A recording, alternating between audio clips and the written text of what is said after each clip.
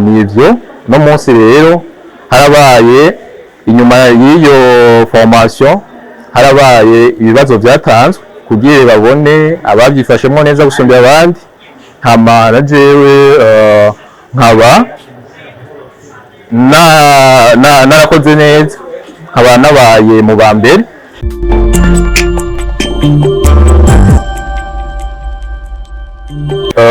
Nitwa Muyizigire Clovis, nkaba nahoze niga ngaha kuri Université Direct Tanganyika. Hama naje muri ino clôture yabaye ya formation yabaye, aho hayaje abahinga batandukanye bavuye hanze, cyane cyane hari abavuye mu Bufaransa. Ego bari baje kudukahiriza ubumenyi. Hama nivyo no munsi rero harabaye inyuma y'iyo formation harabaye ibibazo byatanzwe kugira babone ababyifashemo neza gusumba abandi. Hama na jewe nkaba narakoze neza, nkaba nabaye mu ba mbere. Agashimwe naronse nuko mutabonye abandi, nari kumwe n'abandi bane twagiye hamwe turakora igikorwa cyarashimwe nabo baje kutugirira iyo formation. Hama tukaba twakoze application logiciel ikoreshwa muri telefone. Iyo logiciel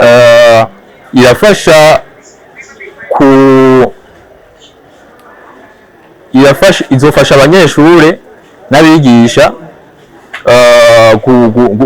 kuronka byoroshe amaressources. Sinzi uko babivuga amaressources, no kuvuga ibibazo byagiye birakorwa n'inyishu zavyo baciye kuri iyo application. No kuvuga kandi iyo application izofasha kuko twashyizemo ikintu basigaye bita ubuhinga bwa none bita intelligence artificielle.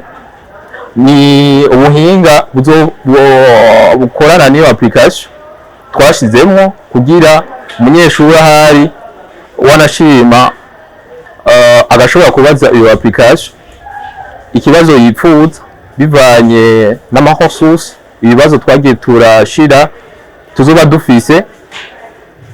Umunyeshuri ashobora kuronka inyishu itomoye canke ihakwa kuba exact a partir y'iyo application.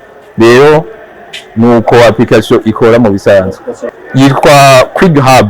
Inyigisho twaronse ziradufasha na cyane cyane je nsanzwe nkora naho nkora ndakoresha ubwo bumenyi kuko jewe no mu mwaka uheze nari navyitabiriye kuko narabona ingaruka nziza, narumvise ingaruka kandi narabibonye yuko bishobora gufasha mu iterambere y'ubwo buhinga bwa none. Icyambere na mbere bivanye n'ivyo nkora, hari ivyo nakoze abantu barabishima hama barabigura. Ni kuvuga ako n'akarorero, mu bundi burorero novuga mugabo hari byinshi. Wanashima izo nyigisho zirashobora kugufasha kurenga imbibe, bashobora gukora ahandi hantu kubera ubumenyi. Hari ubumenyi tuba bugutangwa mu gihugu ariko ugasanga barabuguhaye a partir y'iyo formation. Rero nibaze yuko ari akarusho kanini. Rero nsanzwe ndi umu developer, hariho tamaze kuronka ikiraka niko novuga canke ibiraka, nkakorana n'umuntu ashobora gukoresha ubuhinga wanashimba mba nsanganywe, ariko shize hamwe na bimwe mu byo mba narabonye muri iyo formation. Akarorero formation batwigisha ibintu bya clouding, ubu jewe ndayikoresha kandi bigenda neza. Narayikoresha na avant formation ariko ubunye hari akarusho, ubu ni sawa.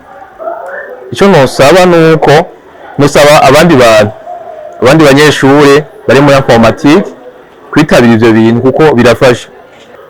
leta icyo noyisaba ni uko yokurikirana urwaruka nkatwe kuko babisigiye neza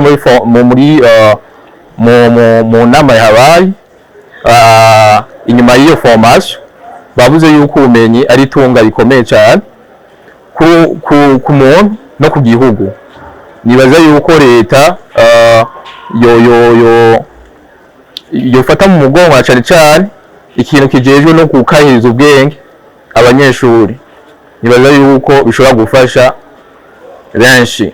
Hama bateguye nabo bakoresha formation abantu bagera kuri 30 nimba ntihenze, ariko nibaza yuko nimba bizobakundira si ibintu byoroshe kuko naho tuba 30 bisaba kudukurikirana cyane. Nibaza yuko mu nyuma bazora bakongereza igitigiri ko abakuzana abandi bantu bafasha kugirisha izo formation canke mu bindi.